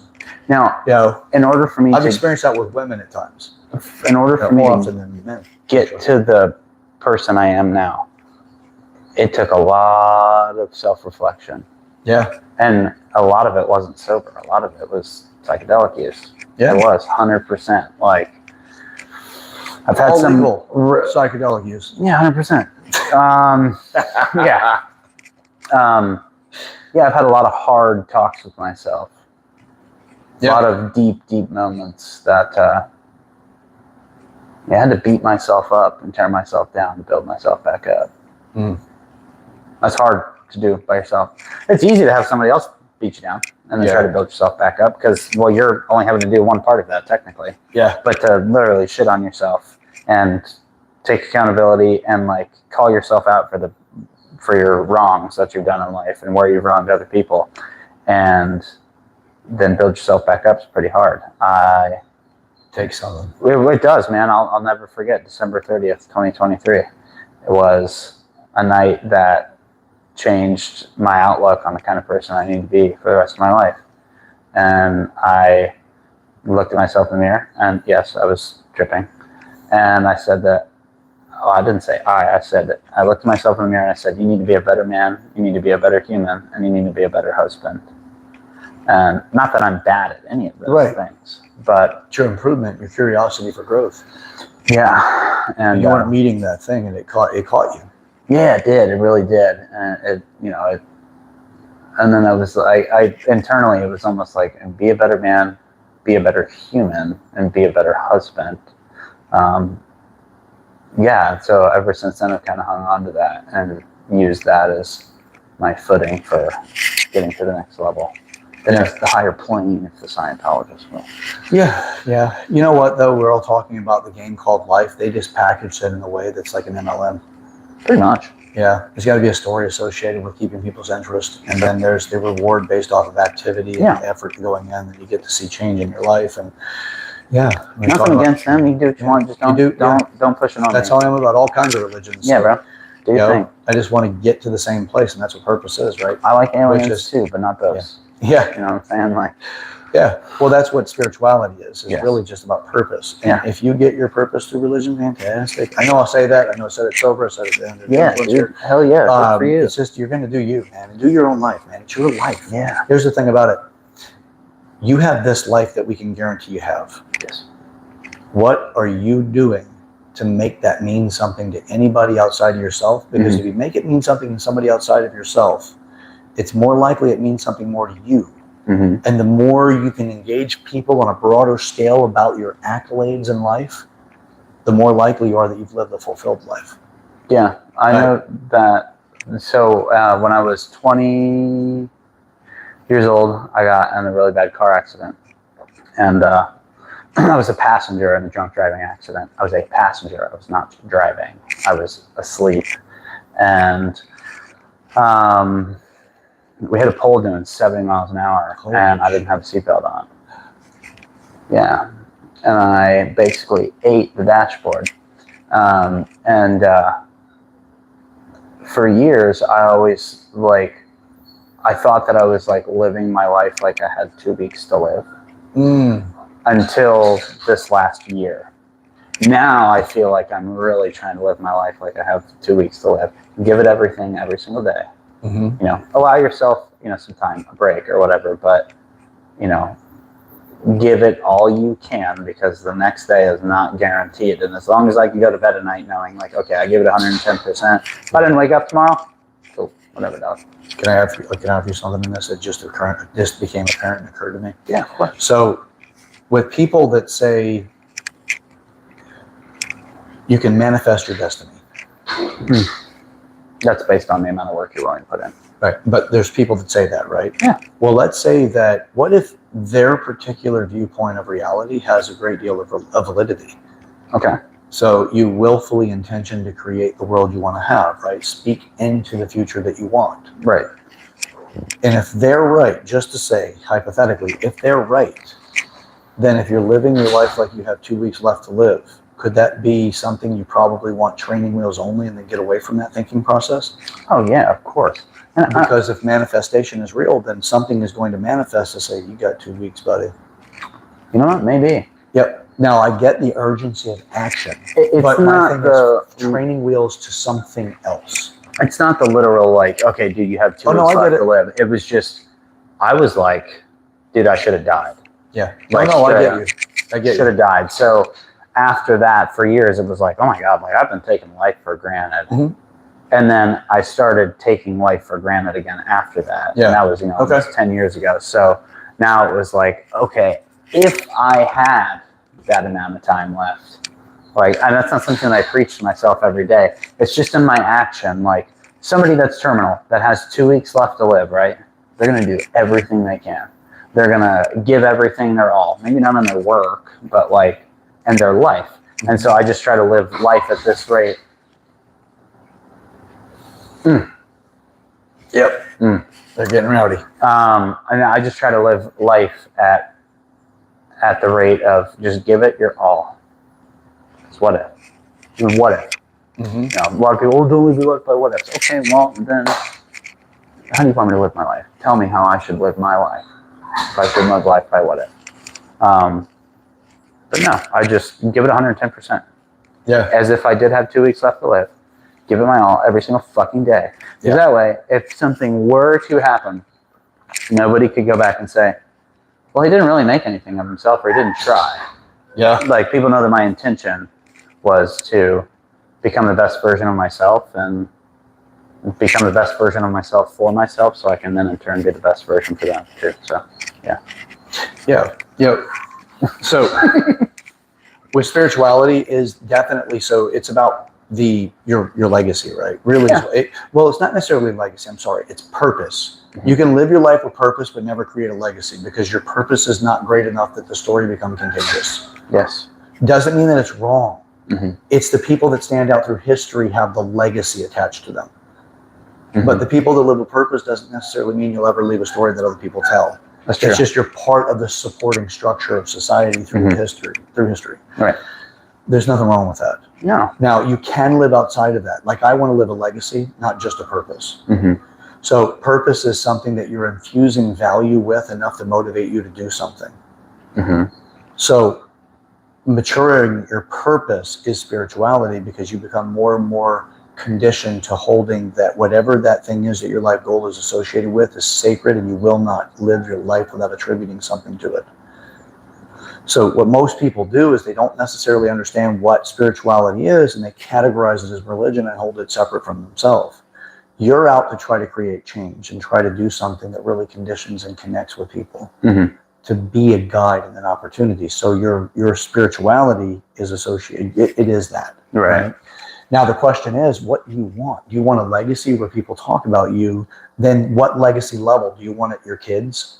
Do you want it that your kids' friends talk about you? Do you want it that your grandkids talk about you? What level of legacy do you want? Do you want it that your town knows who you were and therefore the stadium's named after you, or people go, yeah, that person lived here. Can you believe that? Or let me tell you about somebody that few people ever knew about. And they tell this story about somebody that had an influence on that community, because that's a part of legacy, right? That is legacy. Then you have people that live into world fame. Alexander the Great, Gandhi. We talk to people, and they live with such a legacy. Legacy is not always good. It can be. It doesn't always have to be desirable. It can be undesirable, but it's still something that affected humanity. We're more focused on the positive effect of humanity, the desirable. Yeah. So that's the legacy piece, and that's something that you're working on really understanding. You're more of a legacy person than you are just a purpose person, in my opinion. 100%. Yeah. But it's also you haven't discovered what that legacy thing is yet. But you're struggling with other people in your life that don't have that association and effort with creating a life of higher meaning than just paying bills and then maybe going on trips and enjoying things. Right. You're wanting to move that relationship and those relationships up to the point where they want to make things different that they had been there. Yeah. And that's more of you, and that's where that challenge is, because if you don't have people there, that conversation cannot continuously be revitalized, challenged, and developed because people aren't in it with you. Yeah. They're here and they stopped. Anything beyond that, I haven't really thought about that, and I'm not really thinking about it. And I think that stems, that me wanting people to have different understandings stems from wanting them to grow. Like, it literally comes from a place of nothing but good. Yeah. Like, I want the best for the people that I surround myself with. I want the absolute best for them. I want them to succeed in whatever their version of success is in their life. I want them to succeed. Like, my wife is a great example. She is a very, very intelligent person. And I think there's a part of her that knows it, but I also feel like there may be a part of her that doubts it. Mm-hmm. And I want her to do, and again, this is just my want. Mm-hmm. Hers may be different, 10 years, 20 years, whatever. But what I want for her is, I want her to do big things. But the only reason I want her to do big things is because I want her to look back on her life and just be like, fuck yeah. Yeah. Fulfilled. Yeah. Like, right. I did that. Because life is full of experiences. I know the drive that she has, and I understand what she's passionate about. And, that's not something that I'm passionate about. Like, she has an epidemiology degree. I don't really, I understand infectious diseases, but I'm not like, yeah, gonorrhea. Like, it's just, that's not my thing, dude. But she loves that type of shit. Like, the kind of conversation you and I are having, she could talk to you all day long about diseases, because that's just her thing. That's her milieu. And, so I want her to one day, just be like, fuck yeah, I fucking did that. Yeah, I put in that work. I did the research and found the cure to whatever. Whatever it is. Yeah. And I guess the only reason I want that is because I don't want anybody that I surround myself with to have regrets in life. Because I sure as shit don't want to have regrets in life. On, damn it, I should have done that, or oh, why did I do that? No, just don't worry about what you did. Just do it, and just be happy that you did it, and don't regret it. You know what the key to the antidote for regret is? The antidote for regret. Yeah, like the prevention of regret. It's the antidote. Yeah, the prevention. Yep. The prevention of it, if you want. Taking your first step into that mile-wide, 1-inch deep sphere. Yeah, it's radical honesty. Oh yeah. Preach. Do not concede or consent to something that you do not agree with. I've been like that. Fully understand that, but also that is more about how you are. But how many people out there will create a reality of something where they give these concessions, where they say, you know what, I really don't fully agree with this, but I really like this person, and I think these other attributes are well worth the trade-off.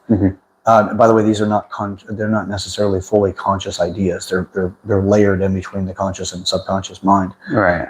Where you just feel like this person is right. You don't have enough time to catch the whirlwind of that conscious processing. So you have, this person has these other attributes. I'm willing to concede here, but I feel something whenever I leave that concession, when I create that concession. I feel something's not quite right, slightly uneasy.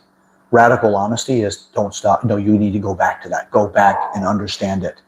Define it and agree or don't with full sincerity, because that thing will add into this spider web of other things that are concessions. And then before you know it, you're living a life that is not who you truly are to yourself. Yeah. Radical honesty will free you of that, but it takes something to get there. The older you get, the more of the spider web of concessions and or deception, willful, whether or not willful, is all tangled up into itself. No, I agree.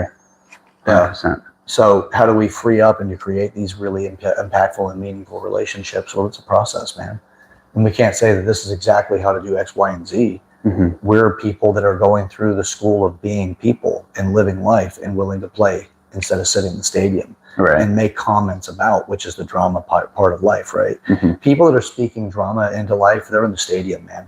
Yeah. Those people are just fans of life. They're fans of specific players. They're tribal to people. They have their own position where they feel moral authorities or whatever, but they're not in the actual action of life. They're just watching. Yeah. because they're not doing much other than spreading drama to slow other people down in the process, because they're going to influence them by the expression experience of rejection. Like we talked earlier about trust, and people don't, not you, but just people don't go to the point where the person said, yeah, that person screwed me over, that person violated my trust. And to go to the point when that event happened, and then gauge the skill sets and attachments that were there, so that you could really come up with that definitive understanding. Well, you see it a lot on like reality TV shows where it's just like, oh, Brian did this. Yep. And it's like, it's a vacuum, man. It's a vacuum of energy. Drives me out of nuts, dude. Yep. But it's draining to even hear it. If you don't have purpose, that's what you feed on. Yeah.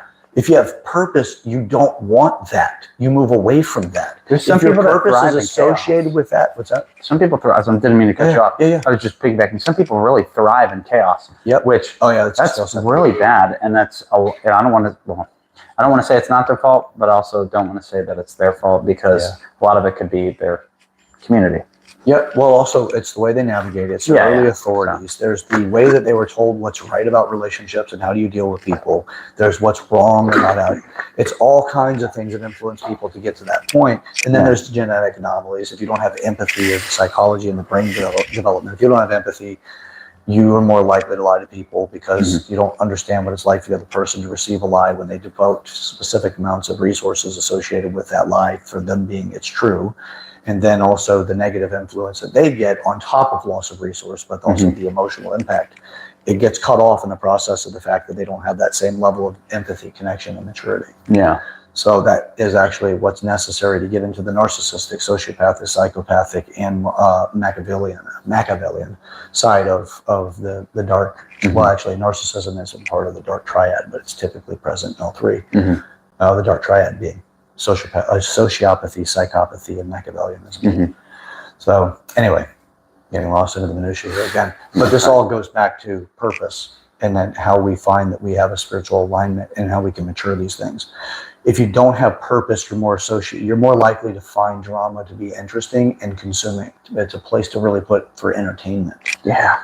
Also, if you find yourself caught up more interested in entertainment than you are about doing something that changes or doing something in life, you're likely lacking purpose. Yeah. Therefore, you're lacking your spirituality. You can go to church, you can get your fix on religion. Yeah. But you're still spending your time doing something that does nothing in life at the end of it all. That's why one reason, and I love video games.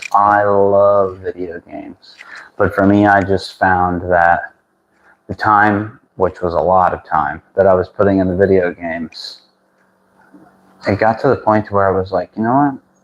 I'd rather be learning how to make money. I'd rather be learning how to be a better person. And it went back to those three things that I mentioned: to be a better man, be a better human, be a better husband. I'd rather focus on those things. And let me add a fourth now, just because we've been talking about it.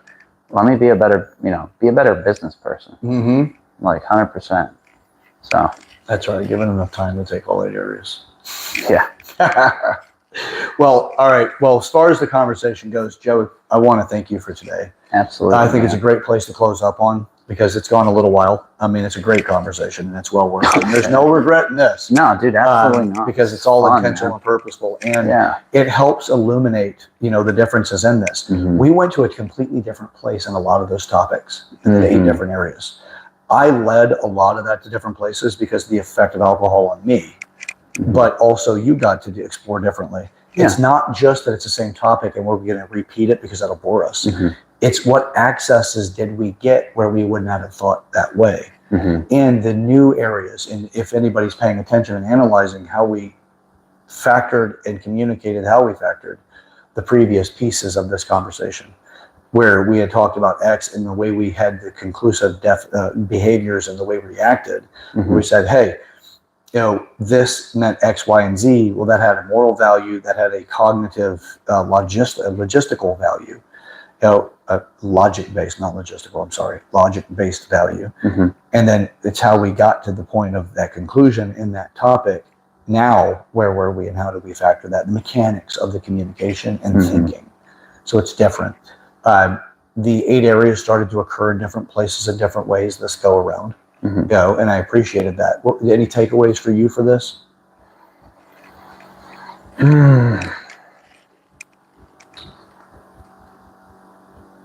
I think for me, I need to. There's certain areas where I find myself very mature in. Mm-hmm. I'm mature to an extent in all of those areas just because of the growth that I've been on. But there's certain areas where I need to, you know, maybe I'm here on some areas and I'm right here on others. I basically just need to increase that maturity. And that's just going to take time and practice, of course. But yeah, I just.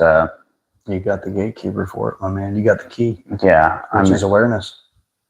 I'm not a complacent person anymore. Nope. So I'm not okay with being mediocre in one area and a master, if you will, in another area. Like, mm-hmm.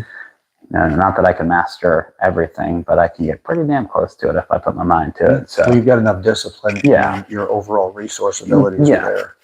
Yeah, which increases your confidence. You can do it. Like for me, I think if just talking physical really quick, like I know that I need to get back to where I was physically. Mm-hmm. Like prior, like especially like right before my wedding, just because of like how disciplined I was, because it was like no matter what, like dude, I couldn't fit into my suit, bro. I had a custom suit. Normal suits don't fit me. They just don't. So like I had a custom suit and it was like, oh shit, this isn't gonna fit still, because I just kept getting bigger and bigger and bigger. And I was like, fuck, like I gotta lean out, I gotta be disciplined. Like I can only work out like 2 days a week and then I can do, this or this.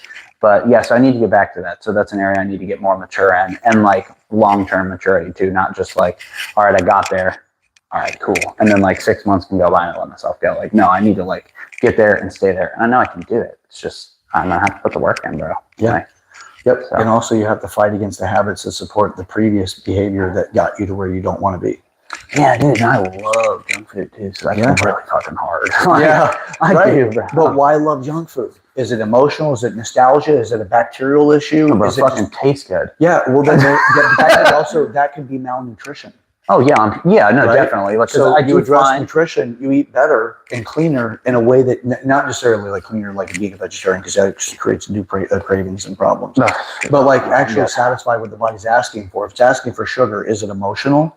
Is it bacterial? Is it a yeast or some sort of fungal infection? Those kind of things can all bio-warfare on you to make you go eat sugar. Yeah. Or if it's an emotional value, or if you don't breathe deep enough, so you're not oxygenating enough for the cycle of energy, and you're deficient, so your body says oxygen is one of the ways to get there, but so is sugar. Like all of the different things. If you start addressing those, the junk food can lose its value. Oh yeah, 100%. And I've been there before too, and so I think it may just be an initial like short-term feel-good type of want or need. No, it's not a need because you don't need it, but it's a want, definitely. And so like maybe it can occur as a need. It can occur as a need. Yeah.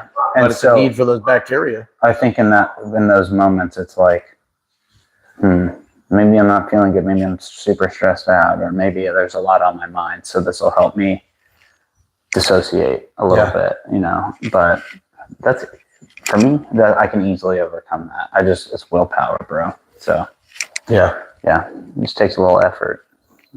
My man. Yeah.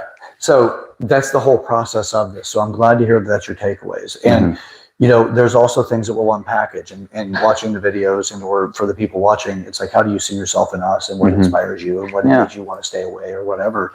But there's going to be things that we unpackage in this too. Thank you for sharing what you got out of it, because that is helpful. I want to know that I'm making a difference in some way. Of course. And what you grow in, I also grow in. So it's also selfish. I do want to grow. And I've only got so much in my own life.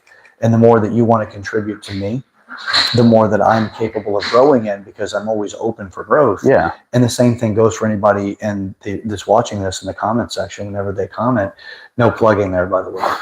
Yeah, I'm not trying to get the witnesses to be interactive or anything. No saying that at all. But yeah, you could contribute. No, but seriously, if you get something from the video, comment in the comment section too, because it helps me and anybody else that's watching that they understand that there is something different. There is something that's changing, and there's something about you that you got from this that may inspire them. So with that, this is something that, we got a world to address. Dude. Yeah. There's a lot of stuff to do, and we constantly see where we're called in based up our own strengths to try to do something to make a difference.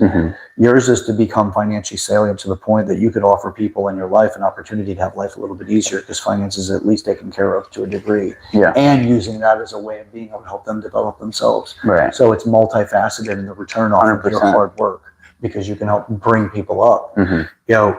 It's a beautiful thing to work on those things because we're working on ourselves. We got to work on ourselves. Otherwise, we may mislead other people because the path to hell is paved with good intentions. And our society right now is paving a freaking super highway to get there because 100%. Everybody's out for the narcissistic return on their time and it's all about me. Resources. Me. We can turn that tide. And we're doing that by doing these kind of conversations. So thank you, Joey. And thank you everybody else for that. Thank you guys. Subscribe to the channel if you aren't already subscribed. Hit the hit the notification bell so that you know when this stuff is going live, and hit the like button so it helps me with the algorithm. Share this video with people in your life that you want to be able to break the ice with. So until next time, I'm your host, Chad over at Broshears, or search Chad over at Broshears. If you know, you know. So by the way, there's an Easter egg in several videos to tell you exactly what the hell that means. and I'm with my buddy Joey. Joe, anything on your way out? Anything to find you by if you want to be found on social media? Anything you want to leave the people that are watching? Say, hey, final closing notes. I'm not big on social media, but if you look me up on Facebook, you shoot me a message, whatever. I don't care. Yeah, let's talk. Let's chat. Shoot ideas off each other. Because I'll tell them the wrong name and spell it wrong too. Joey Dipaola, Dipaola, and it's a picture of my wife and I. And yeah, if you just need to talk because you need to talk, I'm in here. Let's do it. You can vent, you can bounce ideas off of me, whatever. You want to dog me, whatever. I don't care. If you want to talk to me, that's fine. I'm sure I would love to be on the podcast again. So at some point, I'm sure we'll see each other on here again. So let's do it. This is the Maturity Project.